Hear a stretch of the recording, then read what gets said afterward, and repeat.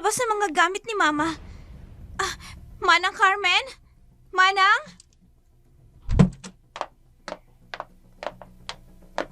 Oh, Susette, nandiyan ka na pala. Anong ibig sabihin nito? Bakit nasa labas ang mga gamit ni Mama? At yung mga pictures, bakit sinisilid mo sa kahon? Eto ba? Eto? Susette, masyado nang masikip ang bahay para sa mga to. Lilinisin ko lang ang mga kalat na naiwan ng nanay mo. Tigilan mo yan! Akin ang mga yan! Huwag mong pakikialaman ang mga gamit ni Mama ko! At bakit hindi? Ako na ang asawa ng papa mo. Kaya may karapatan ako sa lahat ng narito sa bahay na to. Asawa? Saan? Sa kama? Huwag kang ang ilusyonada. At kahit kailan, hindi kita matatanggap na maging kapalit ng mama ko. Dahil sampid ka lang dito. Kung sampid ako, ikaw, ano ka? Anak ka lang naman ni Charlie. Hindi maibibigay ng anak ang mga bagay na kanyang ibigay ng sampid na katulad ko. Ano bang pinagkakaguluhan niyo dyan dalawa, ha? Bakit mo hinahayaang gawin ito ng babaeng yan, Papa? Talaga bang nabulag na kayo sa kaplastikan ng asa-asawahan nyo? Teka sandali. Ano ba talaga nangyayari? Suzette! Loida! Gusto ko lang sanang linisin yung mga naiwang gamit ng asawa mo at ilagay sa maayos na lalagyan. Pero bigla na lang nagalit si Susette. Kung ano-anong masasakit na salita ang sinasabi sa akin. Nagmamalasakit lang ang tita Loida mo. Mabuti nga. At mailalagay sa maayos ang mga gamit ng mama mo. Sinungaling ang babaeng yan, Pa. Ang totoo, gusto niyang itapon ang mga yan. Dahil nasasaktan siya kapag nakikita niya si Mama. Ano? Ako pa na nagmamalasakit? Ako pa ang lumalabas na sinungaling? Parang wala na talaga akong lugar sa bahay na to. Tama na yan. Hindi lang siguro naiintindihan ni Suzette. Hayaan mo, mauunawaan ka rin niya. Hindi ko lang sinasabi sa'yo, Charlie. Kasi nga, ayoko ng gulo. Pero alam kong simula pa lang, hindi na ako tanggap ni Susette bilang matrasta niya. Talagang hindi kita matatanggap. Dahil ang totoo, pera lang naman ang habol mo sa pamilya namin. Suzette, tama na yan. May dahilan naman ang tita Loida mo kung bakit niya ginagawa ito. Masakit para sa akin na malamang ganyan ang iniisip mo. Pero maniwala kasi hindi. Mahal ko ang papa mo. Sa gitna ng mainit na pagtatalo, unti-unting naiipon ang luha at hinanakit ni Susette. Pinipigilan ang sarili na tuluyang sumabog ang nakatagong galit sa dibdib. Ang mga alaala ng kanyang ina ay nagmistulang mga basang kahon ng basura na pilit inilalayo sa kanya. Sa bawat salita ni Loida, lalo siyang nakararamdam ng pag-aagaw at pagkawalan. Hindi alam ni Susette kung saan siya kakapit. Sa ama na tila nagbubulag-bulagan o sa mga alaalang kanyang pinaglalaban na unti-unti namang inaalis sa kanya.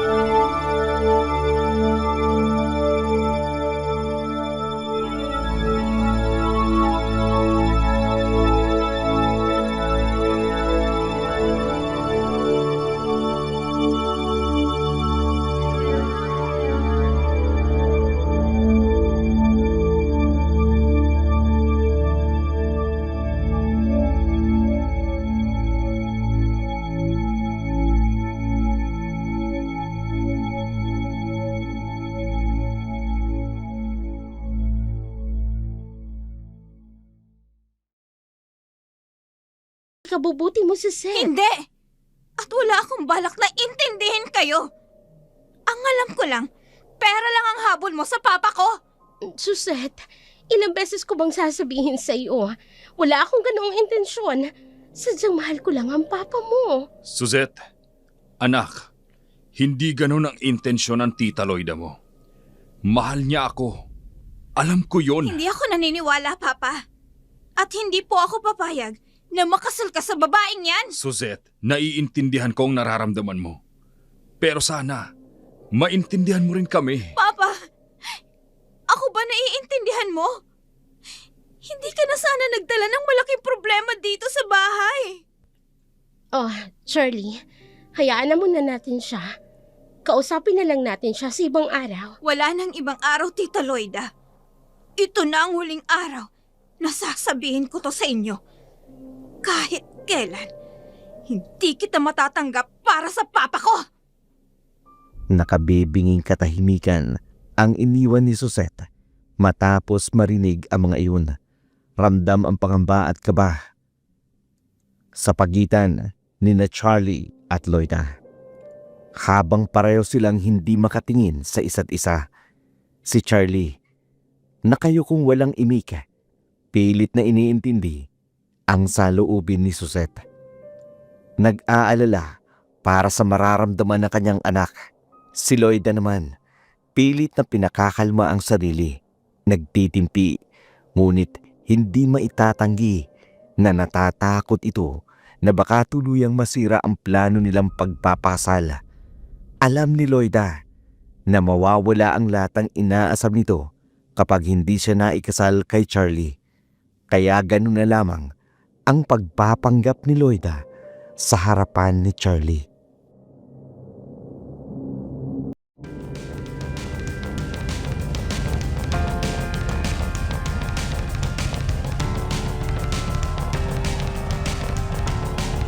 Magandang umaga, Suzette. Ano naman ang maganda sa umaga? Ikaw tong una kong nakita. Wow, ha? Totoo ba yung nakikita ko? Nagluto ka ng almusal? Lubos-lubusin mo na yung kaplastikan mo. Kasi mamaya, magpapanggap ka na naman bilang tao sa harapan ni Papa. Good morning! Good morning, Papa. Gising na pala kayo. Tamang-tama. Inihahanda ko na po ang almusal natin. Oo nga eh. Tinanghali ako ng gising. Hindi bale.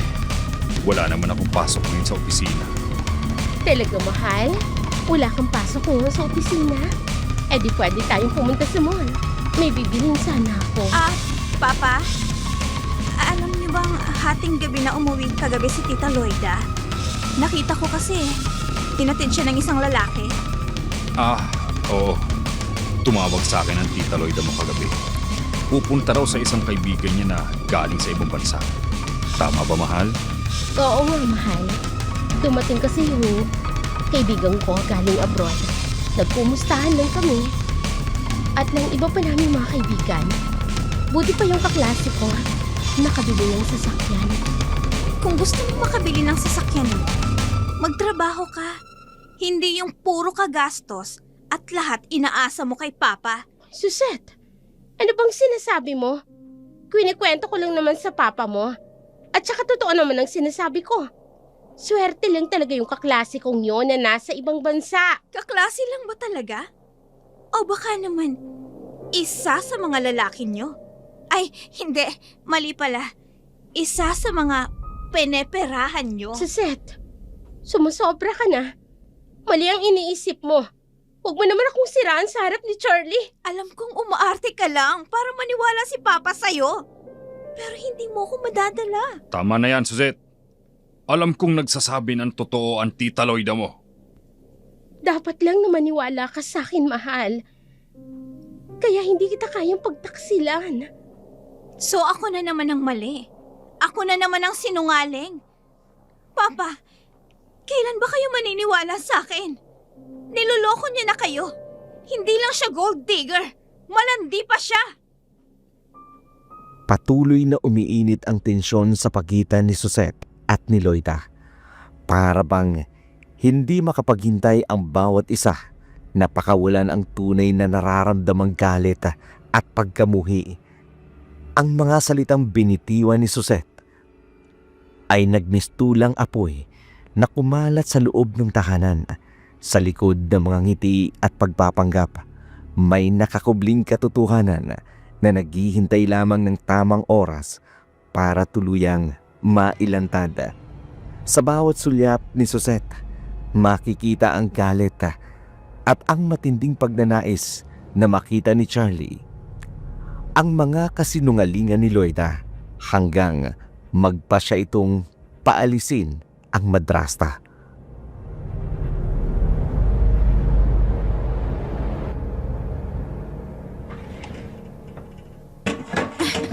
Eto pa man ang Carmen. Lahat yan. Alisin mo dito sa kwarto ni Papa. Itapon mo kahit saan. Pero Ma'am Suzette, baka kung pagalitan ako ni Ma'am Loida. Hindi humana. Ako nang bahala sa inyo. Subukan niya lang nasaktan kayo. Bakit nga ba? Palalayasin niyo si Ma'am Loida? Sa ayaw at sa gusto niya, aalis siya sa bahay na to. Alam na po ba ito ng papa ninyo, Ma'am? Hindi ko na kailangan magpaalam kay Papa. Malalaman niya din naman kapag wala na dito si Tita Loida. Sige ho, kayo ho ang bahala, Ma'am Suzette. Sige na ho, Manang. Dalhin niyo na ho lahat yan. Doon sa labas. Sige. Silaban niyo. Nagkamali ka ng kinalaban mo, Tita Loida. Hindi ako papayag na matuloy mong lukuhin ng Papa ko.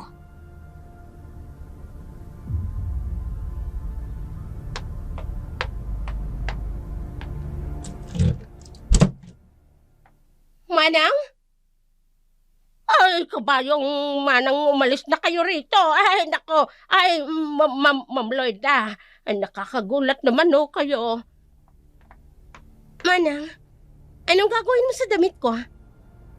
Kukuhan po kasi. Pinalalabas po ni Ma'am Suzette at umalis na raw po kayo rito. Akin yung mga yan, Manang. Ibigay mo sa akin yan. Ibigay mo! Pero, Ma'am Loida, ano?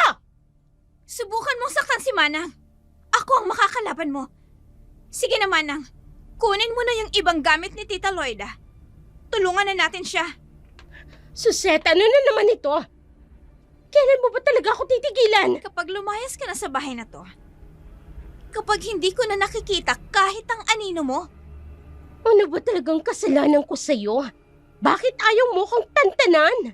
ang panloloko mo kay Papa, ang pagkukunwari mong mahal mong Papa ko, at ang higit sa lahat, ang paghut-hut mo sa pera ng pamilya ko. Sumusobra ka na, Suzette!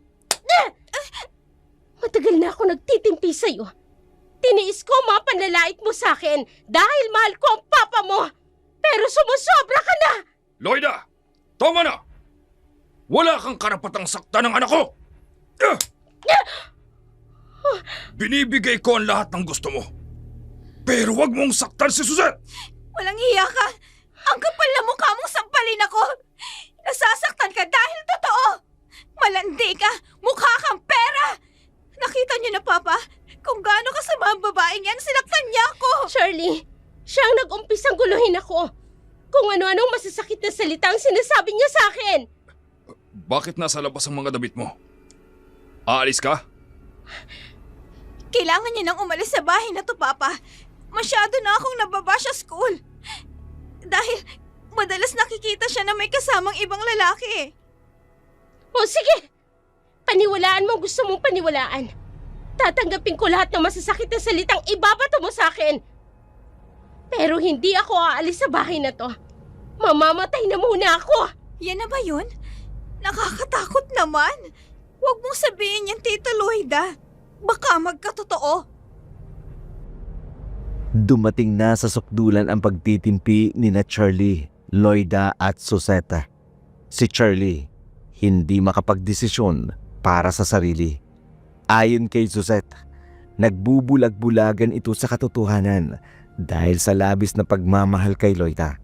Si Suzette, sa kabila ng mga akusasyon tungkol sa panluloko at pangungwarta ni Loida sa kanyang ama, hindi pa rin ito naniniwala sa kanya bagay na lalong nagpapatindi ng galit sa madrasta. Dahil sa pagpapanggap nito ay napaniwala ang kanyang ama. Si Loida bilang asawa, matatag ang paninindigan na may karapatan siyang manatili sa piling ni Charlie dahil kasal na at ipinangako nito sa kanya, bagay na labis namang dinaramdam ni Suzette.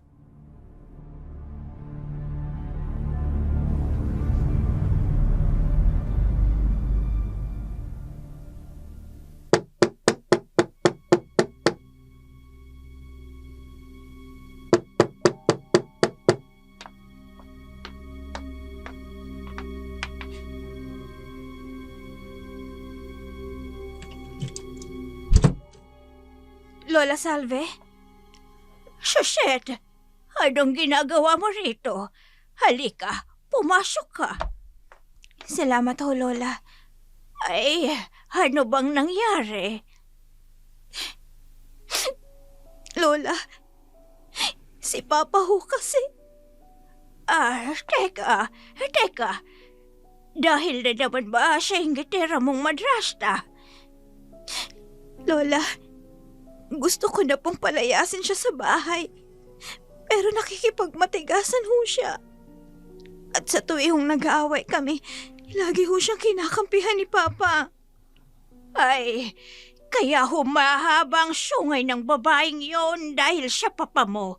Kinukonsinti niya. Ayaw hong maniwala sa akin ni Papa. Niloloko niya lang ho si Papa. Dahil ba? Marahil ay nabilog ni Loida ang ulo ng Papa mo. Kaya nagiging sunod-sunura na lamang sa kanyang Papa mo.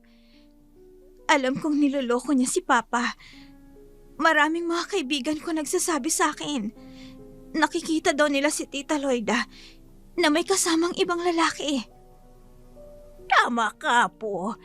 Noon pa man, talagang hindi ko na gusto ang Loida na yan para sa Papa mo.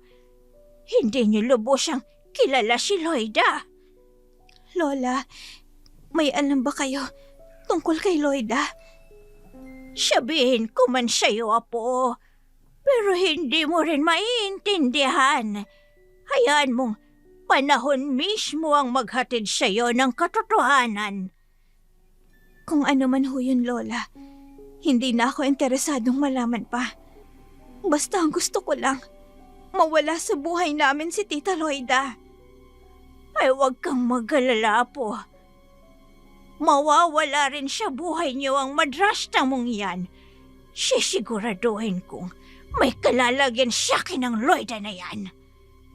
Lola, ano ang ibig niyong sabihin? Lola, ano ho yun? Ay, sandali lamang, Apo. Titingnan ko. Diyan ka lang.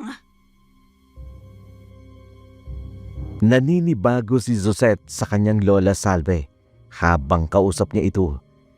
Hindi mapakali at palingulingon sa paligid habang nakikipag-usap sa kanya. Para bang may hinahanap itong hindi mawari kung nasaan. Naglakad-lakad si Suzette sa loob ng bahay ni Lola Salve habang nasa ibang bahagi ng bahay ang matanda para tingnan kung ano ang mga ingay na narinig hanggang makarating siya sa isang kwarto. Nanlaki ang mga mata ni Suzette nang makita ang naglilimahid na dugo sa bintana ng kwarto. Noon lamang napansin ni Suzette sa kinatatayuan niya na may mga bahid rin ng dugo. Lola! Lola Salve! Madali kayo! Lola Salve! Natatakot ka ba? Lola! Lola, bakit ang daming dugo sa kwarto niyo? Huwag kang matakot. Dugo lang yan, Suzette. Baka galing sa mga patay na daga. Paano? Sila mismo nagpapatayan. Pero, Lola, ganun ho ba? Akala ko kasi may nangyari na sa inyo. Huwag kang matakot siya, mga dugo, Apo. Mas matakot ka sa mga taong hindi natin kilala. Naging palaisipan kay Suzette ang mga sinabing iyon ng kanyang Lola Salve. May nakatagong kahulugan ang bawat salita ng matanda. Ang pagbabanta nito kay Loida na tila ba nakagigimbal kung pakikinggan. Ayon kay Lola Salve, ang mga kakaibang ingay ng hayop tuwing gabi ay nagbabadya ng malagim na kamatayan. Simula pagkabata, noon niya lamang narinig na magsalita ng ganun ang kanyang Lola Salve. Mahiwaga, malalim, at makahulugan.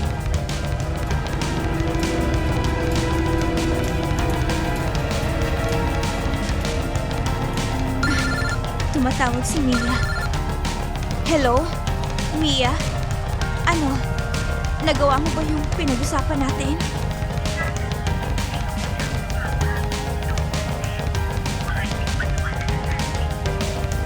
Sige, pupuntahan kita sa inyo.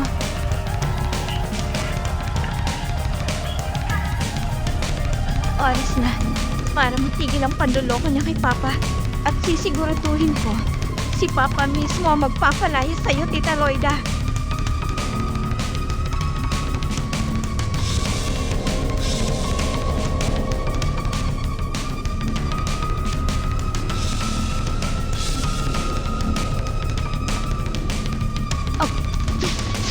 Ano yun? Parang may tao sa banda roon. Gumagalaw ang mga halaman. Mia? Ikaw ba yan? Suzette, nandito ako. Mia? Diyos ko, tinakot mo naman ako. Di mo naman sinabi na sasalubungin mo ako. Halika, dito tayo mag-usap. Teka, bakit dito? Sagingan at madilim ang bahaging ito na daan. Kaya nga, para makita mo mismo kung sino yung lalaki na madrasta mo. Naku malamang, hindi ka maniniwala sa akin. Bakit? Sino bang lalaki ni Tita Loida? Ang Tito Jaime mo? Ano? Si Tito Jaime? Oo. Ang ninong mo, Suzette. Matagal na nilang niloloko ang papa mo. Si Tito Jaime talaga? Hindi maaari. Baka nagkakamali ka lang sa nakita mo, Mia. Ipapakita ko sa iyo na totoong sinasabi ko. Mia, anong gagawin natin? Dito sila madalas magkita kapag ganitong gabi na. Wala na mga bahay sa bahaging ito, kaya walang nakakapansin sa kanila. Pero isang beses, hindi sinasadyang nakita ko sila dito nung nagpunta ako sa isang kaibigan ko. At maaaring, dito rin sila magkita ngayon. Ang bango mo ngayon, love. Parang ang sarap mong papakin. Ano ka pa? Huwag kang mainit, love. Magsasawa ka na naman yan sa akin. Sa isang araw pa ang uwi ni Charlie galing sa business trip. Kaya marami pa tayong oras. Ay, oh! Habang nasa business trip si paring Charlie, ikaw naman ang pagtitripan ko. Teka lang. Doon mo na ibuhos ang gigil mo pagdating sa bahay mo. Total, doon naman ako matutulog. Kaya kahit magdamag mo akong papakin, Yan ang gusto okay ko lang. Hindi ka sumusuko. Basta ba ha, ibibigay mo sa akin yung ipinangako mo. Hindi ka mabibitin sa akin. Doon na tayo, pinapapak na ako ng lamok. Ramdam ang malamig na ihip ng hangin na tila ba ibinubulong ang mga katotohanang matagal nang nakakubli. Mga sekreto na naghihintay lamang ng pagkakataon upang lumabas. Habang nasa madilim na bahagi ng daan, unti-unting bumabalot kay Suzette ang kaba.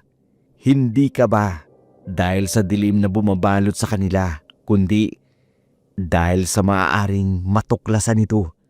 Samantalang si Mila, seryoso ang muka at kinakabang nakatingin sa direksyon ng madilim na daan habang hawak na mahigpit ang braso ni Suzette. hawak na parabang nagsasabi ng kanyang nalalaman sa madilim na bahaging iyon.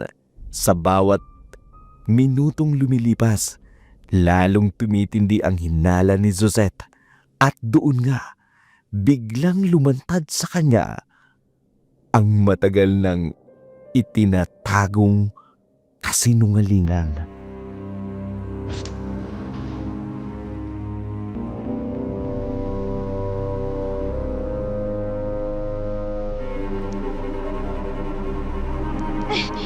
Nasaan na ba yun? Nandito lang yun eh. Dito ko lang yun inilagay. Dito lang yun eh, nung huling naglinis ako dito sa kwarto ni Mama. Sandali, baka nandito lang. Ha? Wala dito. Pero hindi pwedeng mawala yun. Si Manang Carmen, baka naglinis siya dito. Baka nailagay ko kung saan. Manang Carmen? Manang? Ay, Ma'am Suzette, bakit ho ba? Manang, naglinis ka ba dito sa kwarto ni Mama? Noong isang linggo pa yon, Ma'am Suzette. Noong pinaglinis niyo po ako rito, ay bakit ho ba? Kasi yung jewelry box ni Mama nawawala. Nakita niyo ba, Manang? O baka naitago ninyo? Ay nako, hindi ho. Pero nakita kong pumasok dito nung isang araw si Ma'am Lloyd Nagtataka nga po ako kung bakit may susi siya rito. Ay samantalang kayo lang naman ang papa mo ang nakakapagbukas nito. Nakapasok dito si Tita Loida? Ay bakit po? Ay baka naman iniwan ng papa niyo ang susi kay Ma'am Lloyd Hindi. Hindi yun gagawin ni Papa, Manang. Maaring nakalimutan ni Papa. Kaya nakuha ni Tita Loida. Oh, bakit? Parang nakakita kayo ng multo. Hindi lang multo, kundi isang magnanakaw. Magnanakaw na, lalakero pa. Mas makati ka pa sa higad. Manang Carmen? Suzette? Ano ba nangyari dito? Huwag niyo akong titingnan ng ganyan. Nawawala ang jewelry box ni Mama. So, pinagbibintangan mo ko? Nakita ka ni Manang Carmen. Nung isang araw, pumasok ka raw dito sa kwarto ni Mama. Oo. Pumasok nga ako. Pero may kinuha lang ako. Na naiwan dito sa loob ng papa mo. Tsaka naiwan niyo yung susi. Kaya ako na yung kumuha. Ikaw lang naman ang may malaking pagnanasa sa mga naiwan ni Mama. Kaya walang ibang magnanakaw nun kundi ikaw. Si Manang. Oo, tama. Si Manang Carmen. Siya ang labas-masok sa kwarto ng mama mo. Malaking halaga yung kapag ibinenta. Kaya ba ninakaw mo? Dahil malaking halaga ang makukuha mo? Bakit? Kulang pa bang perang nahuhut-hut mo kay Papa? Kaya pati mga alas ni Mama, pinag-iinteresan mo pa? Habang palipat-lipat ang mata ni Loida, kina Suzette at Carmen na parehong nakatitig sa kanya, ay nababasa nito ang ibig sabihin ng mga titig ng dalawa. Ilang segundong katahimikan ang lumipas habang tinitingnan ni Suzette si Loida mula ulo hanggang paa. At saka tinitigan itong muli ni Suzette sa mga mata. Titig na tila nagsasabing si Loida ang nakita niyang salarin. Humantong sa mainit na pagtatalo sina Loida at Suzette. Hindi alintana ni Loida ang mga masasamang salita na ibinabato sa kanya ng dalaga. Alam ni Suzette na hindi rin naman aaminin ng madrasta ang ginawa nito. Natapos ang araw na yun na may tensyon sa pagitan ni Loida at Suzette hanggang sa mapagtanto ni Loida na hindi na rin talaga magpapatalo pa si Suzette.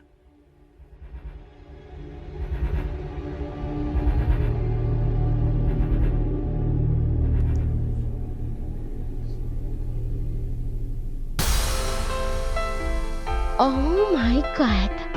First time ko makapunta sa ganito. Sayang at hindi ko kasama si Jaime. Mas masaya sana kung kasama ko ang aking my love. Pero hindi bali. Marami namang pwedeng makilala dito. Teka, yung lalaking yun sa gilid, kanina pa titig na titig sa akin. Nagagandahan yata sa akin. In fairness, wapo naman siya. Teka, ililiit ko ng konti ang aking puwitan. In fairness, gwapo siya, pero mukhang bata pa. Kakawayan ko siya. Ay! Ngitian niya ako. Oh my God! Ang ganda ng ngiti niya. Ay! Teka, makapag-order nga muna ng may inom. Waiter! Dito please! Hinahanap niya ako. Hindi niya napapansin na nandito na ako sa likuran niya. Maganda pala talaga siya. Lalo sa malapitan. Napaka-inosente pulos.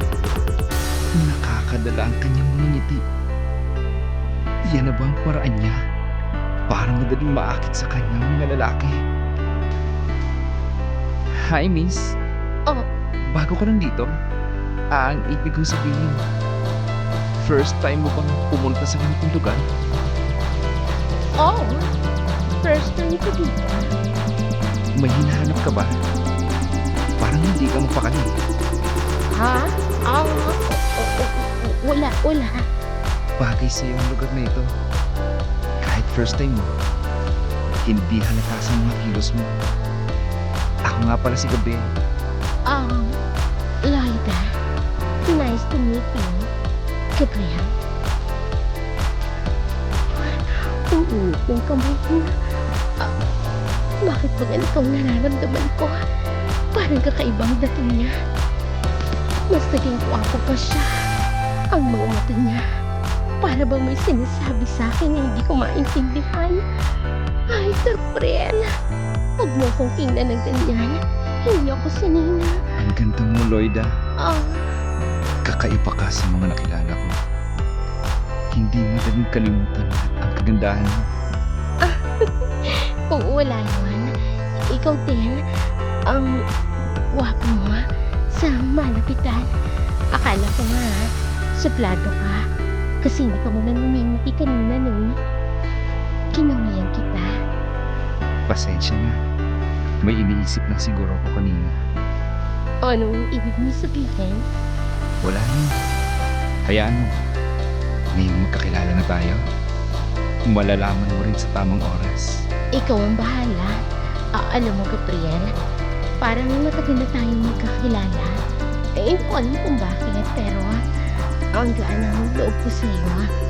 Pakiramdam ko, komportable ako kasama ka. Dapat lang. Hindi mo kailangan mag-alala kapag kasama mo. Pero, napapansin ko lang, parang may lungkot sa mga mata mo. May problema ka ba? Pwede ko bang malaman? Problema? Siguro na. Pero minsan, mas mabuting huwag muna nating alamin ang lahat. Sige na nga, hindi kita pipilitin.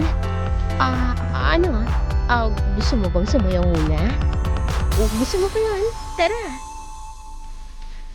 Sige. Tara. Sayaw tayo. Sige. Ito na ang magiging huling sayaw mo, Loida. Habang lumalapit sila sa gitna ng dance floor, unti-unting lumalakas ang kaba sa dibdib ni Loida. Parang hinahatak siya ng musikang papalapit kay Gabriel. Nagtataka si Loida kung bakit ganun ang pakiramdam niya. Parang may nakatagong pakiramdam sa mga matang nakatitig sa kanya. Habang nakatingin sa kanya si Gabriel, ngunit pilit niyang hindi iniisip ang bagay na yun dahil sa kakaibang damdamin na dulot ng mga titig ni Gabriel. Ang sayaw na ito para kina Loida at Gabriel ay isang simula ng magandang pagkakakilala. Sa gitna ng liwanag at musika, may katotohanang unti-unting lumalapit. Nagbabadya ng isang pagbabago sa kanilang buhay. hindi nila alam. Ang huling hakbang sa araw na yun, maaaring maging unang hakbang patungo sa isang panganib ng katotohanan.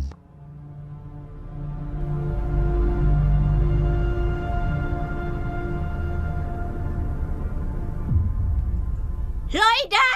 Loida!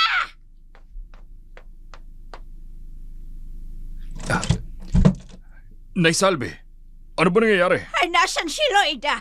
Tawagin mo siya. Kailangan ko siyang makausap. Teka lang ho. Sandali. Ano po ba talaga nangyari? Nay Salve, bakit po? Anong kailangan ninyo? Kailangan ko ng sagot. Totoo ba na lagi kang may kinakatagpong lalaki habang wala si Charlie? Ha? Ano? Saan nyo naman ako ang chismis na yan? Huwag mo akong gawing tanga, Loida. Mismo ang apo ko nakakita sa'yo, si Susette. Huwag ka nang mangbaang maangan pa, Tita Loida. Kitang-kita ko na kayo. Kayo ng lalaki mo. At narinig ko lahat ng pinag-uusapan nyo. Ay, naku naman, Susette. Ano ka ba? Mali ang nakita mo. Hindi ako yun. Tama ng palusot, Loida. Ilang beses nang sinabi sa akin ni Susette ang ginagawa mong kalokohan. Ano bang kulang kay Charlie? At kailangan mong maghanap ng iba? Loida, anong ibig sabihin nito? Totoo ba ang sinasabi nila? Sabihin mo sa akin! Charlie, maniwala ka. Hindi ako yun. Mahal kita. Hindi ko magagawang lokohin ka. Huwag kang maniwala sa mga sabi-sabi lang. Hindi ito sabi-sabi lang. Ang apo ko, pati mga kapitbahay, ganon din ang sinasabi nila. Itinatanggi mo pa rin ba? Paano mo nagawa to kay Charlie? Bakit ba napakahirap ninyong maniwala sa akin? Masama bang magkaroon naman ako ng mga tao na pagsasabihan ko ng mga problema ko? Si Charlie palaging nasa business trip. Nakakaramdam din naman ako ng lungkot. Kaya minsan pumupunta ako sa mga kaibigan ko para maglibang. Pero ngayon, nagiging masama pa ako sa inyo. Idadaan na naman sa paiyak-iyak para maniwala si Papa? Loida, kung wala ka namang tinatago, maiintindihan ko naman. Pasensya na kung napagsalitaan ka nila. Wala akong ibang mahal, Charlie. Ikaw lang. Kaya hindi ko magagawang lokohin ka. Ang pagmamahal, Loida. Minsan, natatakpan ng mga material na bagay. Minsan, nagiging mas makapangyarihan ang salapi kaysa sa pagmamahal. Kaya ang akala natin ay tunay ang pag-ibig na ibinibigay mo sa kanila. Pero ang totoo, mas mahal mo ang ibang bagay kaysa sa isang tao. Pero Nay Salve, totoong pagmamahal ko kay Charlie. Mahal ko siya higit pa sa anumang bagay. Sana nga, Loida. Sana nga. Tara na po, Lola. Ihahatid ko na po kayo sa bahay niyo. Pasensya na po, Inay. Hayaan nyo. Ako na ang bahala kay Loida. Kakausapin ko na lang siya. Dapat lang. Kausapin mo hanggang magsabi ng totoo. Tandaan mo to, Loida. Hindi mo maloloko ang lahat ng tao sa paligid mo. At darating ang araw, panahon na mismo ang maglalantad sa iyo sa katotohanan. Umalis sina Lola Salve at Susette. Tahimik na nakaupo si Charlie. Habang si Loida naman, palihim na pinupunasan ang mga luha ng pakunwari. Ang bawat salita ni Lola Salve, parang patalim na tumatagos sa dibdib ni Loida. Sa pagitan ng mabigat na pakiramdam at katahimikan, ramdam ni Loida ang unti-unting pangihina ng tiwala ni Charlie. Hindi na lamang ito simpleng pagtatalo ng pamilya, kundi isa itong babala na maaaring bumago sa kanilang pagsasama. Habang pinipilit ni Loida na ipagtanggol ang sarili unti-unti namang nangingibabaw ang pagdududa sa pagmamahal ni Charlie. Sa bawat paggalaw ng oras, lumalapit kay Charlie ang sandali kung saan kailangang pumili. Paniniwalaan ba si Loida o susundan ang mga isinisigaw ng paligid?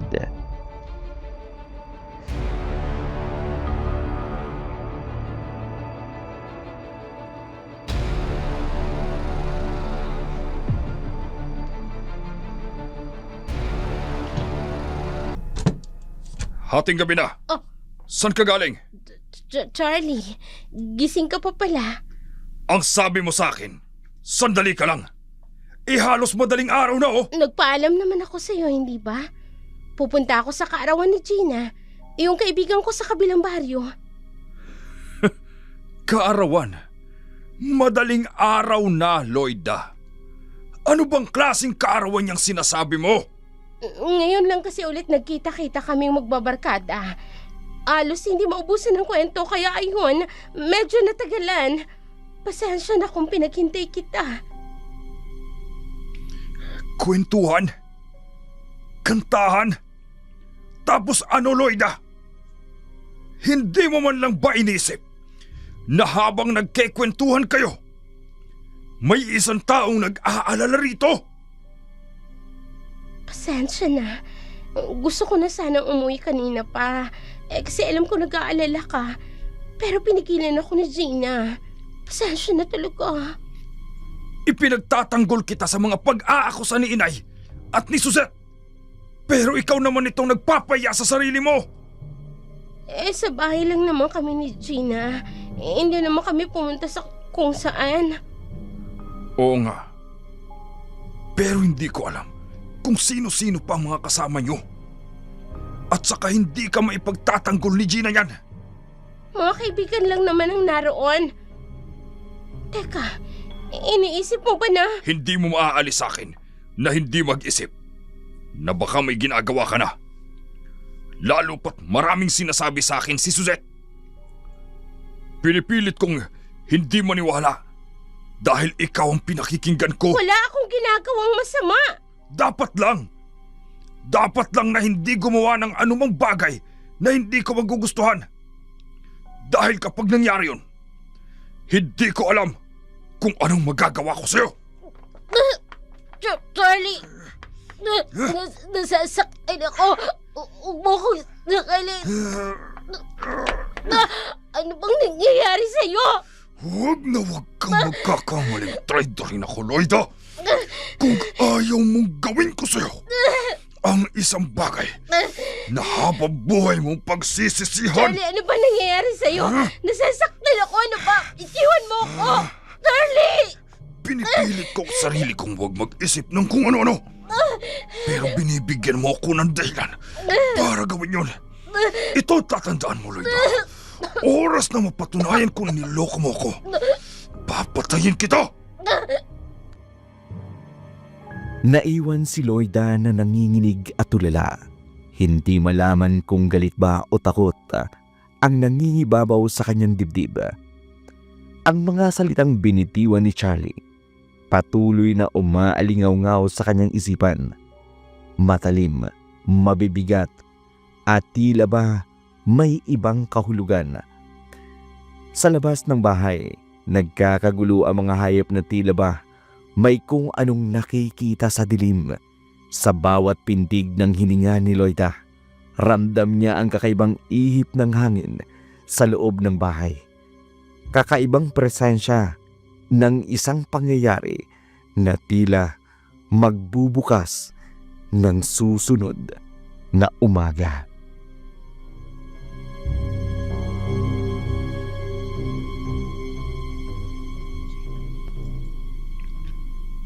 Magandang umaga, Ineng. Magandang umaga rin po sa inyo. Mang Belino, tuloy ho kayo. Ay, salamat. Ako nga pala kilala mo. Oho, Mang Belino. Kayo ho ang tatay ni Mia. Kaibigan ko po siya. Oh, ay ganoon pa. Oho. Bakit po kayo naparito? Ako'y opisyal din sa aming baryo, ay hindi ka. At karaming nagre-report sa amin, na nagwawalaan ng mga alagang hayop ng mga kapitbahay natin.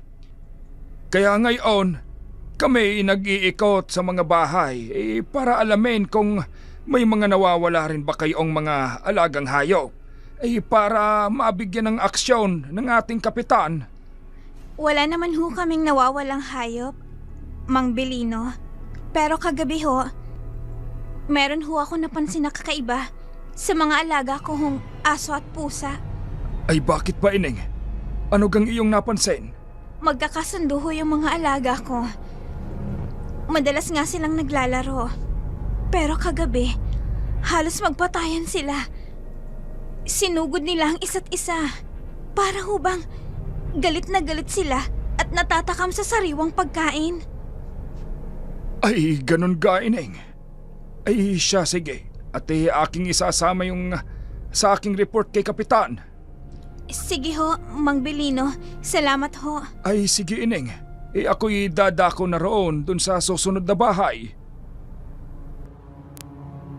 Habang papalayo si Aling Belen, naiwan si Susette na tila nag-iisip sa kanyang isipan. Bumabalik ang imahe ng mga alagang hayop na bigla na lamang nagbabago ang mga kilos at halos magpatayan. Hindi niya alam kung bakit ganon ang inasal ng mga iyon, ngunit dama niyang may kakaibang nangyayari sa mga ito. Sa bawat takbang ni Aling Belen, tila ba sumasabay ang kaba at takot sa dibdib ni Susette. Sa katahimikan ng umagang yun, ramdam ni Susette ang kakaibang bigat ng paligid.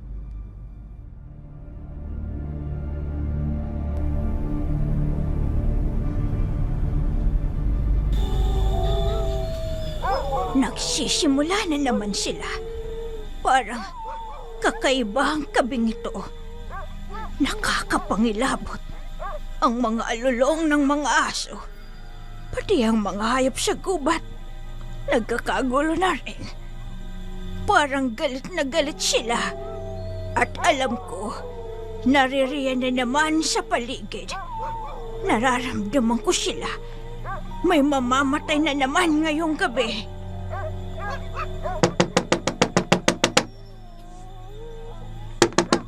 Ay, sandali! Abay, sino naman kaya to? Gabing-gabi na. Sandali! Sisirain pa yata ang pinto ko! Lola? Shit! Apo! Abay, anong nangyayari? Halika, pumasok ka muna rito. Ay, kung kailang gabi na siya kakapanaisipang pumunta dito sa bahay. Lola, wala akong kasama sa bahay, Lola eh. Hindi pa ho umuwi si Papa. Si Manang Carmen naman, umuwi ho sa kanila. Nagbabadya ng malagim na panganib ang gabing ito, Apo. Lola, anong ibig niyong sabihin? Ang mga lulong ng aso, ang mga ingay ng iba't ibang hayop sa gubat, sapat na para maging babala sa paparating na lagim. Lola, kinakabahan naman ako. Ano ho ba yung mga sinasabi ninyo? Walang makapipigil sa bangis ng dilim kapag itinakda ito ng kamatayan. Habang pinipilit ni Susette na pakalmahin ang sarili, nakita ni Lola Salve ang takot at kaba sa mukha ni Susette. Habang sa labas ay bilog ang buwan at unti-unting nagkukublis sa ulap.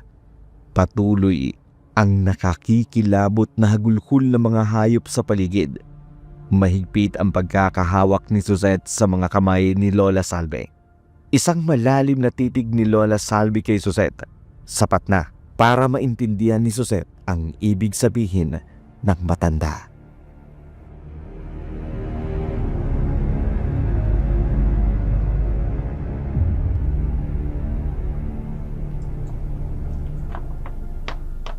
Jaime, anong gagawin natin? Nakakahalata na si Charlie.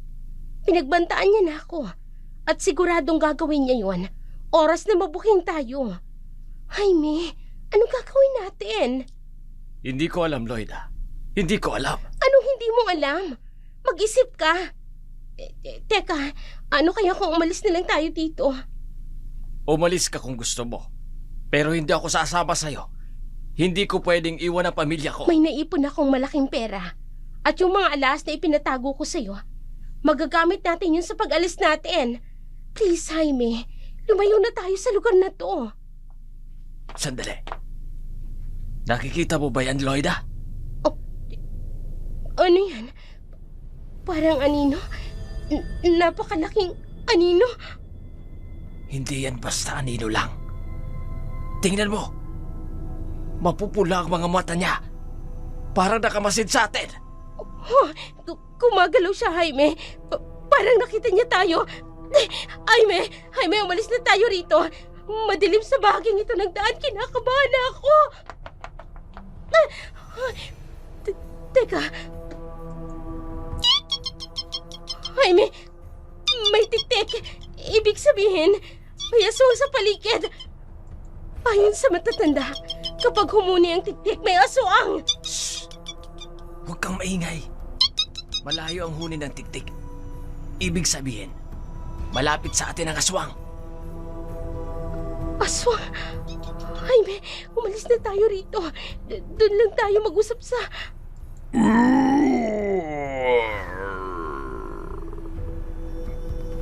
Hoy! Halimaw! May halimaw! Halos himatayin si Loida nang tumambad sa kanyang harapan ang nakatatakot na nilalang. Mabalahibong itim na anyo ng tao. May matutulis at mahabang mga kuko sa kamay. Namumula ang mga mata. Nakalawit ang mahabang dila sa matulis nitong mga pangil. Naglalaway na tila ba sabik sa dugo ng tao. Hindi niya matatakosan ang kasalanan ginawa niyo. Ako ang tatapos sa kasama ninyo. Hindi ko hinahayaang mabuhay ang mga katulad niyo. Jaime! Susugurin ka niya! Tumakbo ka na, Jaime! Sige! Lumapit ka! Hihiwain ko ang katawan mo ng mahabang patalim na to! Oh, Diyos ko! Jaime! Jaime, mag-iingat ka! Halika! Ako ang harapin mo! Ibabalik kita sa impyernong pinanggalingan mo! Napakalaki mong hangal! Hindi kita bibigyan ng pagkakataon para gamitin ang patalim na yan! Halika rito! Jaime! Loida! Tulungan mo ako! Jaime, ano gagawin ko? Loida! Jaime! Loida! Umalis ka na! Diyos ko! Jaime! Jaime! Loida! Tumakbo ka na! Iwan mo na! Hindi kita iiwan rito! Hindi! Pareho tayong mamamatay! Tumakbo ka na!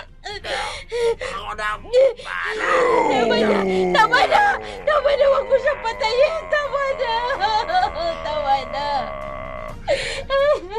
Hindi niyo ako mapipigilan na hanggat may mga masasamang katulad niyo! Hindi! Palapit siya rito!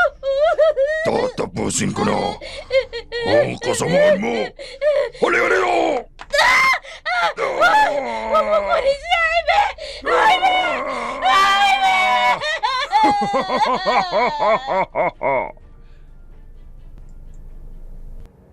Ilang sandaling naghari ang katahimikan pagkatapos ng nakakikilabot na halakhak ng halimaw. Para bang umaalingaw-ngaw ito hanggang sa kasuluk-sulukan ng buong kagubatan. Mga bakas ng dugo ang naiwan sa harapan ni Loida. Nakatulala, nanginginig pa ito habang ang mga paa ay halos hindi maiakbang. Nang matauhan, pinagmasdan ang paligid, ngunit walang makita maliban sa napakakapal na kadiliman habang tumatakbo papalayo. Napalingon pa si Loida sa madilim na bahaging iyon kung saan naglaho ang aswang habang tangay si Jaime. Lumipas ang gabing nabalot ng nakagigimban na pangyayari. Unti-unti namang sumisilip ang liwanag ng bagong umaga.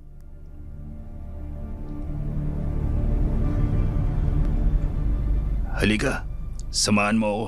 May pupuntahan tayo. Tayo lang? Hindi kasama ang team natin? Utos ni Epe yun. Kaya mo bang suwayin? Aba, tara na! Kanina ko pa gustong umalis eh. Ikaw lang iniintay ko eh. Ang bagal mo. Ikaw na magmaneho. Medyo inaantok pa ako. Umaga na tayo nakatulog kagabi.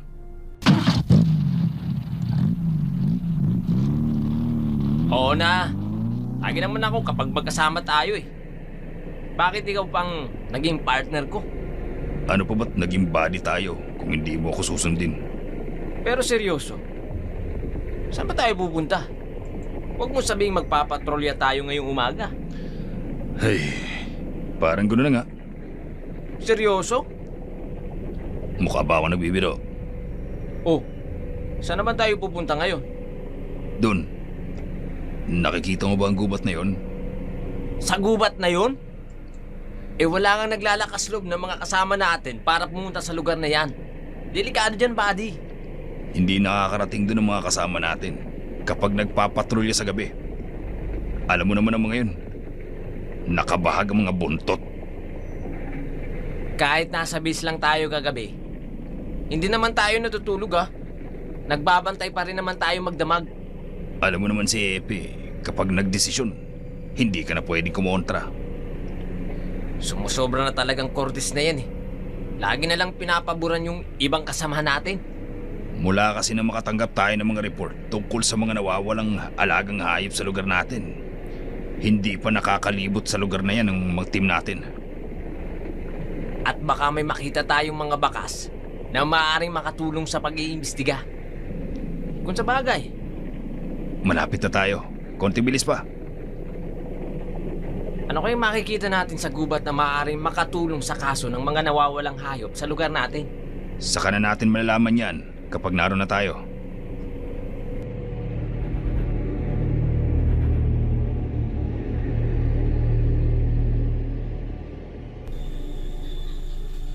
Narito na tayo sa bukana ng gubat.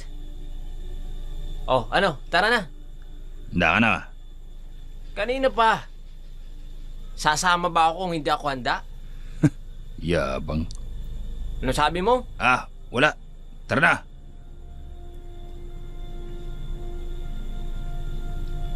Dahan-dahan. Matatalim ang mga bato sa dinaraanan natin. Kapag nadulas ka sa ilog na yan, diyan ang bagsak mo. Kaya pala walang naglalakas loob pumunta dito eh. Kahit aso, mahihirapang sumut dito. Sandali. Tingnan mo. May mga bakas ng dugo sa dinadaanan natin.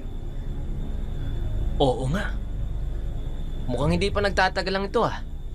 Humanda ka. Baka trap lang to. Sumunod ka lang sa akin. Narito ako sa likod mo. Papunta sa dakong yun ang bakas ng mga dugo. Shhh! Sandali. Tingnan mo. Parang tao nakahundusay dun. Oo nga. Mukhang patay na siya. Huwag kang lalapit. Gaya ng sinabi ko, baka patibong lang to. Anong gagawin natin? Tawagan mo si Epe. Ngayon na. Habang nasa katahimikan ang gubata, naglaho ang kaba at takot ng mga alagad ng batas. Ang malamig na dampi ng hangin sa kanila ay tila ba naghahatid ng panganib, kasabay ng amoy ng mga natuyong dugo na noon pa lamang ay kinakain na ng lupa. Naibsan ang takot na naramdaman ng mga ito nang matiyak na patay na ang biktima at hindi patibong lamang. Malalim na palaisipan sa mga otoridad ang kakaibang pagpatay sa biktima. Hindi ordinaryo ang ginawang pagpatay ng salarin. Wakwak ang liig ng biktima na tila ba mahabang patalim ang ginamit. Maging ang magkabilang braso nito ay halos wala ng laman. Para bang nilapan ng kung anong halimaw ng may matutulis na pangil.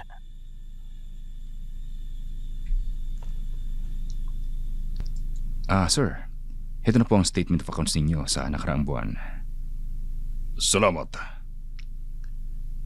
May tanong pa po kayo, sir? Sandali. Sigurado ko bang sa akin ang records na to? Opo, sir. Charlie Sandoval, hindi po ba? Oo. Hindi ako nag-withdraw ng ganito kalaking halaga. Yan po ang kumpletong transaction po ninyo, sir, sa loob ng isang buwan. Nakalagay po dyan ang mga halagang inilabas ang petsa kung kailan. Pasensya na.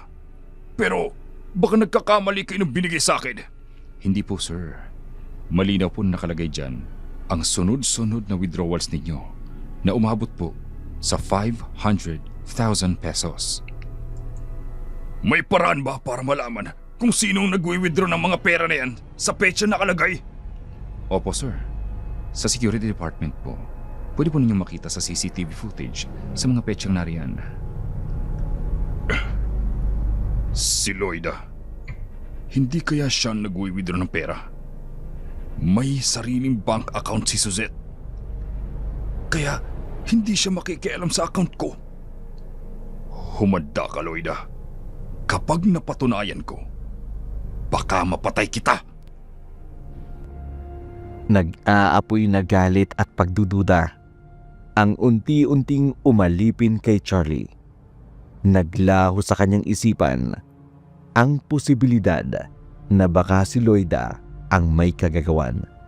Dahil alam niyang may sariling bank account si Suzette, kaya hindi ito makikialam. Sa likod ng pagiging kalmado, nabubuo ang maitim na plano para kay Loida. Naghihimutok sa galit si Charlie habang nagmamadaling umuwi sa kanilang bahay. Paulit-ulit na bumabalik sa kanyang isipan ang nakita sa CCTV footage ng bangko. Magkasama sina Loida at Jaime na lalong nagpatindi ng galit nito.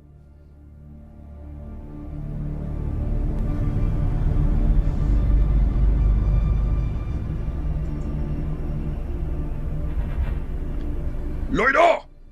Loida! Nasaan ka, Loida? Papa, anong nangyari? Ang tita Loida mo! Nasaan siya?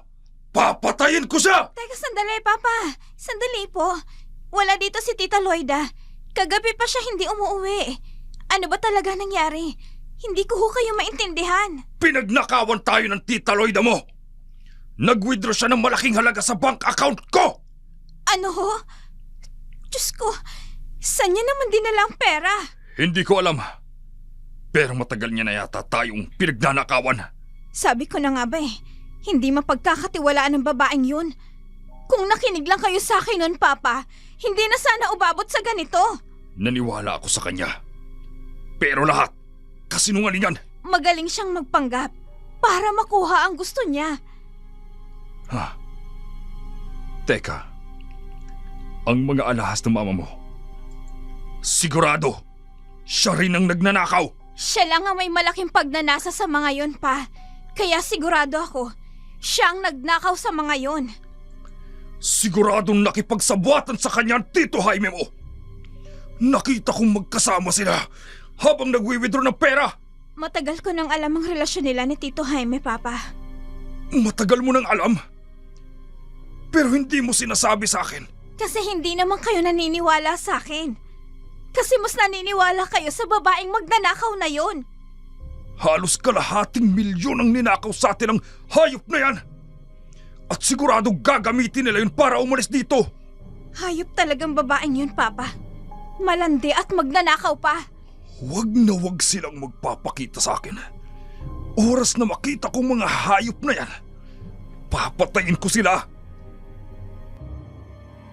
Matapos ang natuklasan, nakaramdam si Charlie ng pagkamuhi at galit sa kanyang dibdib. Puot na tila ba sasabog anumang oras. Sa bawat takbang ni Charlie, may nabubuong plano. Hanapin ang mga taong nagkasala at pagbayarin. Hindi lang sa pagnanakaw, kundi pati na rin sa panluloko sa kanya ni Loida. Samantala, galit at pangamba naman ang nararamdaman ni Suzette. Sa natuklasan ng kanyang ama, dama ng dalaga ang bigat at sakit na dinaranas ni Charlie. Charlie! Charlie! Abay, nasan bang taong yon? Charlie! Lola, anong nangyari? Charlie, ang papa mo, Suzette. Nasaan ang papa mo? Nay, bakit ho? Charlie, Suzette, alam niyo na ba ang balita? Balita po? Tungkol ho saan, Lola? Si Jaime. Patay na si Jaime. Natagpuan daw ng mga pulis ang bangkay niya. Doon siya may masukal na bahagi ng gubat. Si Tito Jaime? Patay na? Oo. Pero hindi yun ang pinag-aalala ko. Kundi si Loida. Si Loida? Nasaan siya? Ayon sa mga pulis, si Loida ang huling nakausap ni Jaime bago siya napatay. Kaya siguradong hahanapin siya ng mga pulis at baka madamay kayo dahil dito siya nakatira. Naku, yan ang nga bang sinasabi ko. Baka mga pulis na yan at hinahanap nila si Loida. Huwag kayong mag-alala, Nay. Ako na ang kakausap sa kanila. Magandang araw, sir. Magandang araw din sa iyo, sir. Ano po bang atin? Hinahanap namin si Loida. May nakapagturo sa amin. Dito raw siya nakatira. Ang mabuti pa, sir. Pumasok muna kayo para makapag-usap tayo ng maayos. Hindi na. Hindi naman kami magtatagal. May konting katanungan lang sana kami kay Loida. Nariyan ba siya? Ang totoo po niyan, sir, hinahanap din po namin si Loida. Hindi na siya umuwi rito matapos niya kaming pagnakawan. Kung ganun, hindi lang isang kaso ang kaharapin niya kapag nagkataon. Papunta na rin sana ako sa presinto para i-report ang ginagawa niyang pagnanakaw sa amin. Nakahanda ang aming tanggapan para tumulong sa mga lumalapit sa amin. Sige, hindi na kami magtatagal. Mga kasama, tayo na!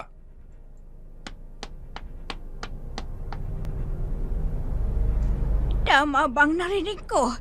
Pinagnakawang kayo ni Loida? Opo, inay. Nag-withdraw siya ng malaking halaga sa bangko. 250,000 ang natangay niya. Ay, abay talaga palang may pagkatusyong babaeng yon. Hindi na nga nakontento sa isang lalaki. Nagnakaw pa. Pati po yung alahas na naiwan ni Mama, ninakaw niya rin ho, Lola. Nakita mo na, Charlie? Kung nakinig ka siya na sapo ko, hindi mangyayari to. Saan natin hahanapin ang babaeng yon? Sa labis na pagkabigla at takot, nanatiling tahimik sina Charlie at Lola Salve habang papalayo ang mga pulis. Sandaling natahimik ang buong bahay ni Charlie dahil sa balitang iyon. Ang misteryosong pagkamatay ni Jaime at ang biglaang pagkawala ni Loida. Si Suzette, bagamat bata pa, makikita ang labis na pag-aalala at takot sa mga narinig dito. Sa kabila ng kaguluhan, nakaramdam naman ng pangamba si Lola Salve. Hindi dahil sa pagkamatay ni Jaime at pagkawala ni Loida, kundi dahil sa maaring maramdaman ni Suzette sa mga nangyayari. Iisa lang ang palaisipan ngayon para kay Charlie at Lola Salve: kung nasaan si Loida. Kailangang makalis na ako rito sa bahay ni Jaime. Siguradong hinahanap na ako ng mga pulis dahil sa pagkamatay ni Jaime. Ako ang paghihinalaan nila Dahil ako ang kasama niya bago siya namatay. Diyos ko, tulungan mo ko. Alam kong hindi ako ang pumatay. Kung hindi ang aswang na yon, pero hindi sila maniniwala. Kung sasabihin kong may sumugod na aswang sa amin kagabi, baka pagtawanan lang nila ako. Saan na ba ako pupunta ngayon? Mistulan ng baliw si Loida dahil sa takot at nagmamadaling naghahanap ng mapagtataguan. Wala sa sarili at balisa habang naglalakad sa madilim na daan patungo sa hindi alam ang direksyon. Ang mahalaga ay makatakas sa maaring kahinatan nito kapag nakita ng mga naghahanap sa kanya. Habang naglalakad sa gitna ng madilim na daan, naisip niyang humingi ng tulong sa isang kaibigan.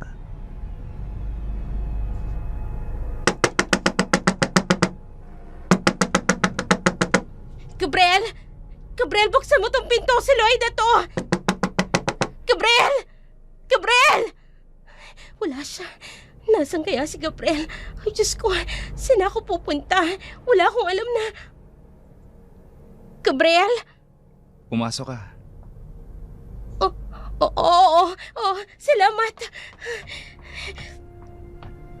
Ano nangyari sa'yo? Tulungan mo ko. Tulungan mo ko.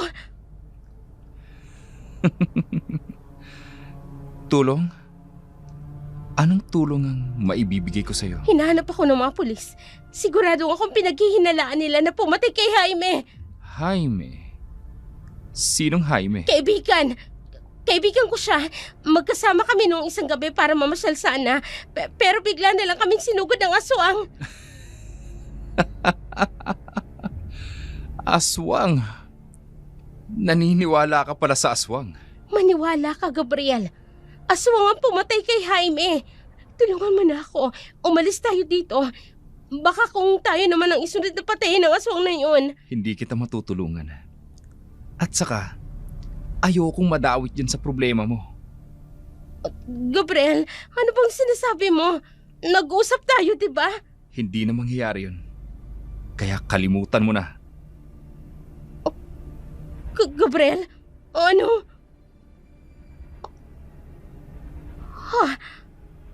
Ang mga alas na hawak ko, yan ang ipinatago ko kay Jaime. Paano napunta sa'yo ang mga alas na yan? Eto ba? Bakit? May plano kayong tumakas ng kaibigan mong si Jaime? Hindi, ikaw ang pumatay kay Jaime. Ikaw ang aswang. Ayop ka, isa kang halimaw. Kung ako nga ang halimaw, ha? Dapat lang na matakot ka, Loida. Dahil pagbabayarin kita sa mga kasalanan mo. Anong gagawin mo sa akin? Papatayin mo rin ba ako? Katulad ng ginawa mo kay Jaime? Huwag kang mag-alala, Loida. Kung papatayin kita, hindi madaling kamatayan ang ibibigay ko sa'yo. Yung mararamdaman mo ng unti-unti Hindi. ang kamatayan. Gabriel! Gabriel! Gabriel, palabasin mo ako rito! Gabriel! Gabriel!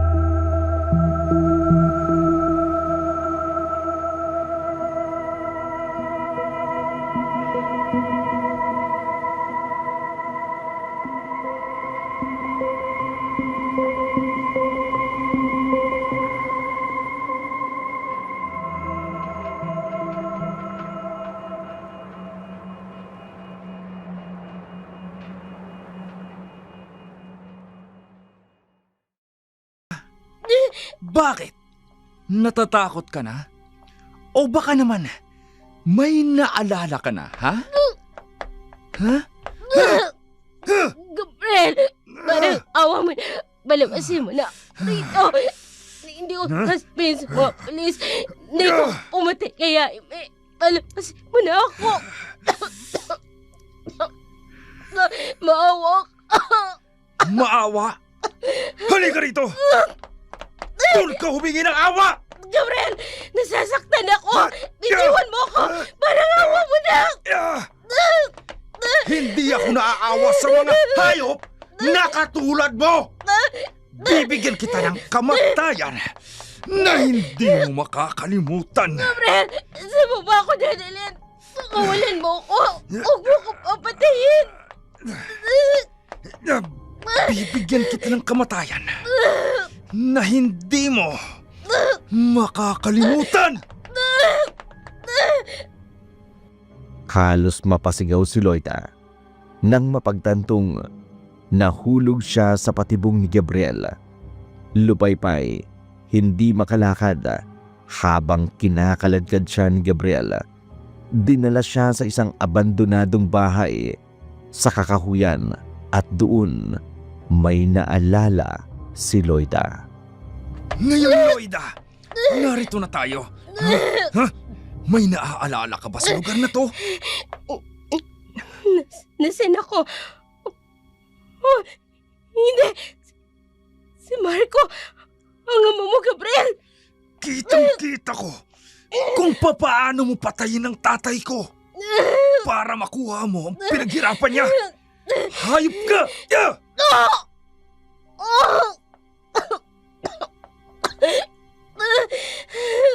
Patawarin mo ko, Gabriel. Para awa mo na. Huwag mo kong patayin. Walang kapatawaran ang ginawa mo! Ibabalik ko sa'yo ang ginawa mo sa ama ko! Gabriel, huwag. Huwag mo kong patayin. Patawarin mo ko. Patawarin mo ko, Gabriel. Huwag. Huwag. Habang naghihingalo at nagmamakaawa kay Gabriel, unti-unting bumabalik sa alaala ni Loida ang lugar na kinaroroonan nila ni Gabriel. May malaking punong kahoy sa paligid ng abandonadong bahay. Sa bawat hakbang ni Gabriel papalapit kay Loida, tumitindi ang kaba at takot sa dibdib ni Loida. Sa bawat pag-ikot ng kanyang mga mata, napagtanto nito ang pagitan ng nakaraan at ng kasalukuyan.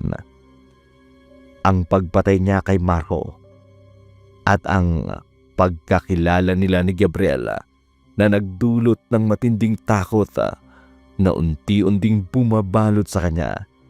Tila ba ang bawat sandali ngayon bahagi ng isang plano na mas mapanganib kesa sa kanyang inaakala. Good morning, Lola. Ay, magandang araw. Siya napakaganda at napakabait kong apo. Ang aga niyo namang mambola, Lola. Totoo naman ang sinasabi ko. Ikaw ang pinakamagandang dalaga dito sa baryo natin. Oo na, Lola. Sige na, para matigil na kayo. Teka, nasaan po si Papa? Naisalbe! Suzette! Hinarya na pala si Charlie. Habang bumibili ako ng tinapay, narinig ko ang usapan ng mga naroon. Ang aga-aga naman po ng mga marites na yan. Ano raw pong pinag-uusapan nila? Natagpuan raw ang bangkay ni Loida kagabi. Doon sa may kakauyan, sa dulo nitong baryo. Ano ho, Papa? Patay na si Tita Loida? Ay, Diyos ko. Sunod-sunod na ang mga patayan dito sa atin. Nakakatakot na ho. Baka sa susunod, tayo naman ang... Kung ganun, kailangan mong pumunta sa presinto. Tsak na magtatanong na naman ang mga pulis dahil alam nilang dito nakatira si Loida. Yun talaga po ang gagawin ko, Naisalve. Baka isipin ng mga pulis na may kinalaman ako sa pagkamatay niya. Kaya ikaw, Suzette, iwasan mong maglalalabas na walang kasama sa gabi. Sa panahon ngayon, hindi natin alam kung sinong kakampi o ang kalaban natin. Pero Lola, hindi ka man lang ho ba? Sige na, magalmusal na tayo habang mainit pa tong kape at ang pandesal. At pagkatapos, Charlie, pumunta ka sa presinto at ako naman ay huwi na sa bahay. Napatitig ng malalim si Suzette kay Lola Salve habang nagsasalita ito. Wala man lang bakas ng pagkabahala o kaya pangamba na baka isang gabi sila naman ang matagpo ang patay sa tabi. Muling napaisip si Suzette na baka totoo ngang aswang si Lola Salve. Samantala, bagong palaisipan naman sa mga pulis ang bangkay ni Loida dahil sa kakaibang estilo ng sospek sa pagpatay. Kayo nga nakakita sa bangkay kagabi. Tama ba? Opo, sir. Kasama ko si Buddy kagabi sa pagpapatrolya. At kayo rin ang magkasama nagmatagpuan ninyo ang bangkay ng lalaki. Doon sa gubat noong isang araw, tama ba? Tama po, sir. May napansin ba kayo na pagkakatulad sa estilo ng pagpatay? Wala naman ho, sir. Bakit, sir? May napansin ba kayo? Mga kagat sa liig ng babaeng biktima at marka ng paglapa sa mga braso ng bangkay ng lalaki. Matatalim ng ngipin ang gamit. Pero magkaibang parte ng katawan? Tama. At sigurado nga, hindi tao ang pumatay. Aswang, sir? Yun ba ang ibig niyo sabihin? Hindi lang basta aswang. Malaki ang galit niya sa mga biktima. Ibig sabihin, nagkukubli sa anyong tao ang aswang. At sa gabi, saka lumalabas ang pagiging aswang niya. Bari ganun nga. May kakayahan ang mga aswang na magpalit ang anyo na kung ano man ang gustoy nila. Pero, sino ang taong yun? Mukhang mahihirapan nga tayo niyan, sir. Sa pagkamatay ni Loida, mas tumitindi ang palaisipan ng mga pulis sa tunay na salarin. Ngunit sa estilo ng pagpatay, nasisiguro nitong hindi tao ang may gawa, kundi isang kakaibang nilalang na nagkukubli sa iba't ibang anyo na kung minsan ay nag-aanyong tao bilang kaibigan o mabait na nilalang. Lumipas ang ilang araw, ilang gabi ang paghahari ng katahimikan. Walang pagbabadya ng panganib at lagim. Tanging haplos ng malamig na hangin, huni ng mga kuliglig na tila musika sa kapaligiran, at mga umaalingaw-ngaw na tinig na mga batang naglalaro sa liwanag ng buwan ang maririnig ng mga gabing iyon. Heto na po ang kape po ninyo, sir. Black coffee po, less sugar. Salamat, Manang. Alam niyo na talaga ang timpla ko, Ay, oo naman, sir. Sa tagal ko na dito sa inyo, abay kabisado ko na. Oo na, Manang. Si Suzette po ba? Gising na? Ay, naliligo, sir. Tinanghali ng gising si Ma'am Suzette. Ganun ba? Ipaghandaan mo na rin siya ng almusal. Sir, tingnan niyo po. Nariyan na naman siya sa labas ng gate natin. Sino, Manang? Kilala niyo po ba kung sino siya? Hindi po, sir. Pero ilang araw ko nang napapansin siyang nakatayo sa harapan ng gate. Kapag lalapitan ko siya para tanungin, tumatakbo naman siya papalayo. Hindi po kaya, Manang, isa siyang magnanakaw? At minamanmanan kung walang tao dito sa bahay. Ay, sir, kung magnanakaw yan, ay dapat sa gabi pupuntang magnanakaw. Saka tingnan mo, sir, malinis naman ang itsura niya. Ang mabuti pa, kakausapin ko na lang siya. Baka may kailangan siya. Ay, mabuti pa nga po, sir.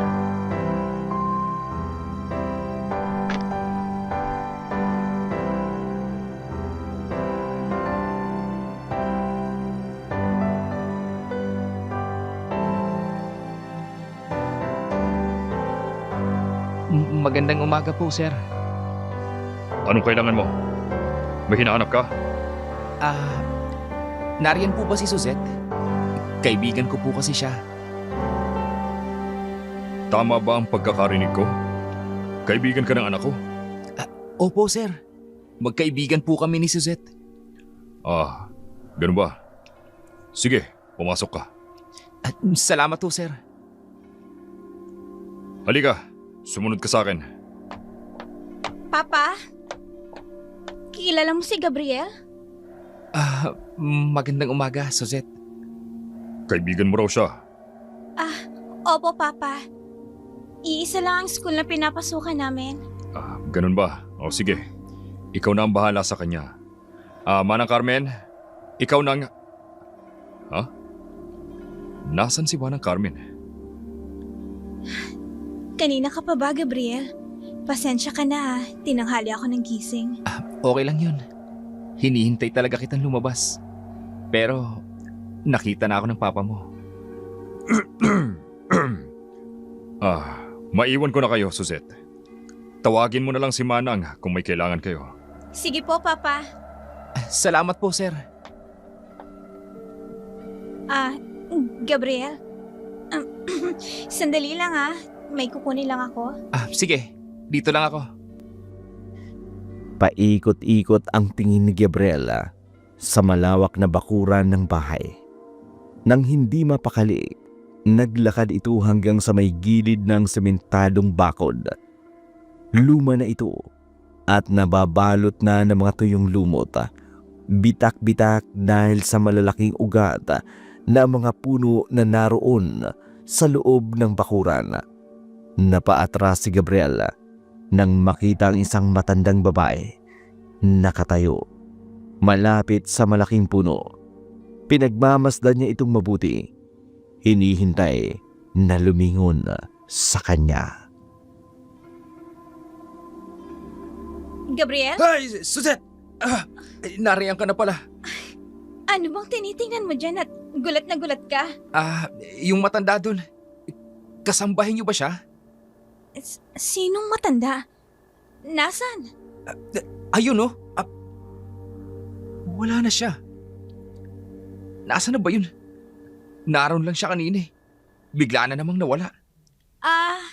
Baka si Manang Carmen ang nakita mo. Nandun siya sa loob naghahanda ng almusal. Habang kumakain at palingalinga si Gabriela sa loob ng malaking bahay, hanggang mahagip ng mata niya ang larawan ng isang matandang babae. Black and white pa ang painted ng litrato. Pamilyar sa kanya ang nasa larawan. Pero hindi niya maisip kung saan niya ito nakita noon. Sa isip ni Gabriel, ito ang lola ni Suzette na naikwento niya minsan. Naputol ang malalim na imahinasyon ni Gabriela nang tapikin ito ng malakas ni Suzette para imbitahan sa darating na kaarawan ng dalaga. Nang mga oras na yun, nasa presinto si Charlie upang alamin ang tungkol sa nakabinbin na kaso ni Loida. Salamat at dumating ka, Charlie. Gusto talaga kitang makausap tungkol dito sa mga alahas na ito. Hepe, yan ang mga alahas na ninakaw ni Loida sa bahay bago siya namatay. Kaya nga kita tinawagan dahil naalala ko nga kasama ito sa inireport sa amin. Nakita namin ang mga alahas na yan sa posting station sa harap ng presinto. Maaring iniwan nung kung sino. Maaari nating magamit yan para sa pag-usad ng kaso. Opo, Hepe. Gusto na rin po namin magkaroon ng linaw tungkol sa pagkamatay niya. Malaking halaga na wala sa amin. Naiintindihan ka namin, Charlie. Hanggang ngayon, wala pa ring lead kung sino ang responsable sa kaso ni Loida at kung sino ang maaaring kasabwat niya sa pagnanakaw sa'yo. May mga nakapagsabi nga nakita raw si Loida na may kasamang lalaki ilang araw bago siya napatay. Walang nababanggit si Loida tungkol sa kung sino lalaki. Yan ang madalas naming pagtalunan. May nakakakilala ba sa kanila sa lalaking yun, sir? Ayon yun sa isang tricycle driver na nakausap namin. May edad 20 at medyo morenong lalaki. Hindi rin natin pwedeng husgahan agad. Kailangan natin ng detalyadong impormasyon. May nakaalitan ba noon ang asawa mo? Kamag-anak o kaya naman kaibigan? Wala namang nababanggit ng ganon si Loida. May mga araw na nagpapaalam siya sa akin para pumunta sa mga kaibigan niya. Ang susunod na hakbang na gagawin ay hanapin ang lalaking nakakitang kasama ni Loida. May palatandaan ng taong yun. Salamat, Sargento.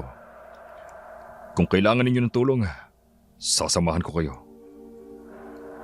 Narito ang kooperasyon ko sa inyo. Salamat. Pero sa ngayon, Was mabuti kami na muna ang kikilos. Gaya ng nasabi ko na noon, mahihirapan tayo sa kasong ito ni Loida. Pero bilang alagad na batas, hindi kami titigil. Maghihintay ako. Anumang oras, tutulong ako kung kailangan ninyo. Makalipas ang ilang minutong pakikipag-usap sa mga pulis, ramdam ni Charlie ang bigat ng kalagayan niya habang iniisip nito ang nangyari kay Loida at ang mga ginawang pagnanakaw bago ito mamatay.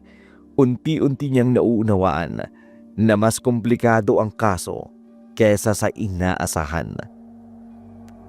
Bagamat may kaba, baka sa mukha ni Charlie ang kaginawahan sa pagkakaroon ng suporta mula sa mga pulis.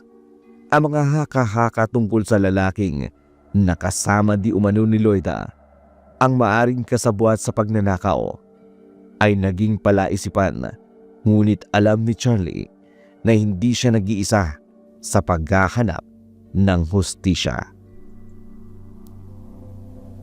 Happy birthday, Suzette.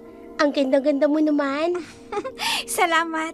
Halika, maupo ka dito. Naku, nakakaya naman. Hindi ko kilala yung mga yan. Huwag kang mag-alala. Mababait ang mga yan. Suzette?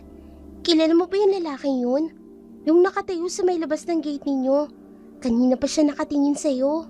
Oo, si Gabriel. Kaibigan ko siya. Kakawayan ko siya para pumasok dito. Ayan, pupunta na siya dito. Mahiyain kasi yan In fairness kwapo siya. Happy birthday, Suzette. Ito, para sa'yo. Salamat. Halika, maupo ka. Siya nga pala, si Mia, kaibigan ko. Mia, si Gabriel. Hi, Mia. Nice to meet you. Hello, Gabriel. Nice to meet you too. Ang pogi mo naman. Mia, ano ka ba? Teka, pupunta lang ako sa comfort room. Gabriel, okay ka lang ba? Kanina ka pa tahimik eh. Suzette, pwede pa tayong mag-usap? Dun sa may bahaging yun. Bakit dito tayo pumunta sa may likuran ng bahay? Hindi ganong maliwanag dito, Gabriel. Bakit? Natatakot ka ba sa akin, Suzette? Naniniwala ka ba na ako ang aswang na pumatay sa tita Loida mo? Gabriel, syempre naman hindi. Kaibigan kita. Kaya naniniwala ako sa'yo. Maniwala ka, Suzette. Hindi ako ang aswang. Aaminin ko, sukdulan ng galit ko sa tita Loida mo. Kaya gusto ko siyang patayin ng gabing yun. Gabriel, naniniwala naman ako sa'yo. Pero, bakit ganun yung galit mo kay Tita Loida? Dahil pinatay ng madrasta mo ang tatay ko para sa malaking insurance money at bakuha niya ang mga ari-arian ni Itay. Kaya dinala ko siya sa lugar kung saan niya pinatay si Itay at doon ko siya papatayin. Pero walang kapatawaran ang ginawa mo. Ibabalik ko sa'yo ang ginawa mo sa ama ko. Gabriel, wag mo ko patayin. Parang awa mo na, Gabriel. Wag.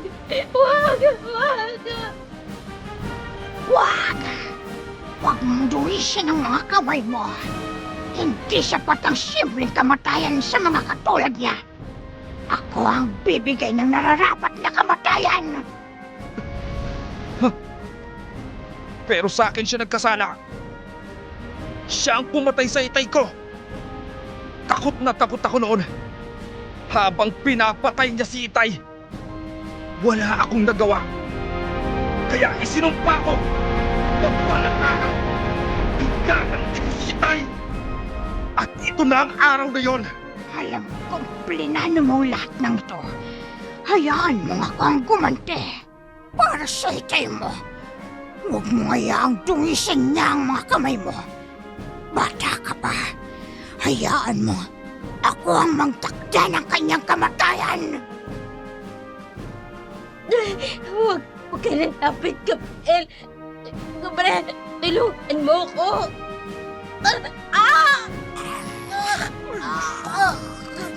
Fred! Fred!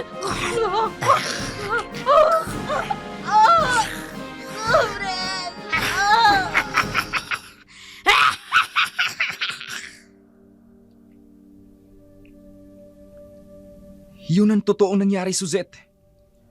Hindi ako ang pumatay kay Loida. At lalong hindi ako ang aswang.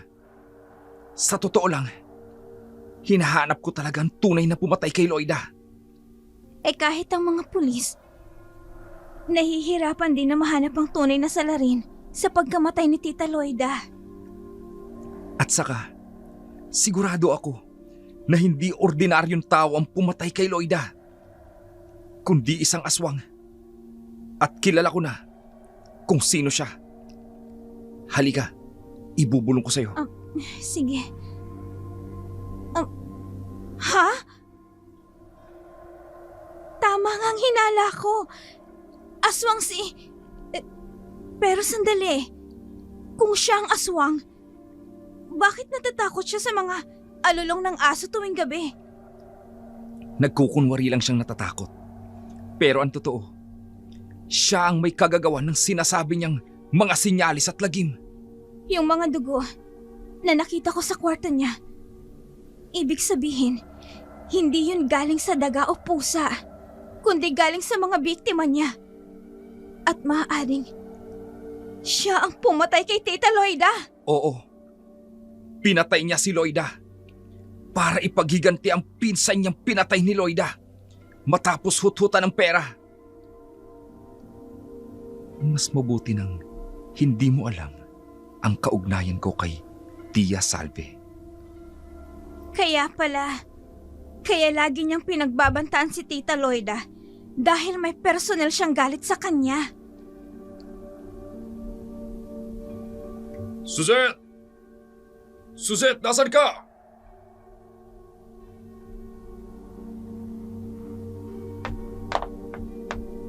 Suzette? Nasaan na ba yun? Dito lang yung kanina. Mia, nasan si Suzette? Nakita mo ba? Hindi ko nga rin po alam eh. Dito lang yun po kanina, kausap ni Gabriel. Manang Carmen, si Suzette. Nasan si Suzette? Papa, anong nangyayari? Bakit nagtatakbuhan sila? Ang Lola Salve mo, may kakaibang nangyayari sa kanya. Parang may masamang nilalang na pumasok sa katawan niya. Suzette, tingnan mo. Nanlilisit kang mga mata ni Lola Salve mo. Hindi niya na kayang itago ang pagiging aswang niya. Matagal ko nang hinihintay na malaman niyo ang totoo. At ngayon, wala na kayong takas. Lola Salve! Suzette, huwag kang lalapit. Hindi na siya tao. Hindi. Nagbabago ang anyo ni Lola Salve. Tumutubo ang makakapal na balahibo sa buong katawan niya. Humahaba ang mga kuko. At lumalabas ang matatalim na pangil. At ang mahahabang dila. Pulang-pulang mga mata niya. Diyos ko, Gabriel, tama nga ang hinala ko. Aswang nga si Lola Salve. Lola Salve! Si Lola Salve, ngayon harap-harapan ng pagbabago ng anyo, ay nagmistulang nilalang na sumasalamin sa lahat ng puot at galit na kinikimkim niya na matagal ng panahon. Si Suzette nagkaroon ng tiwala kay Gabriel na handa namang ipagtanggol niya mula sa panganib, habang ang mga sigaw at halakak ng aswang ay umaalingaw-ngaw sa paligid. Makikita ang kislap ng mga mata ni Suzette at Gabriel sa panibagong bukas.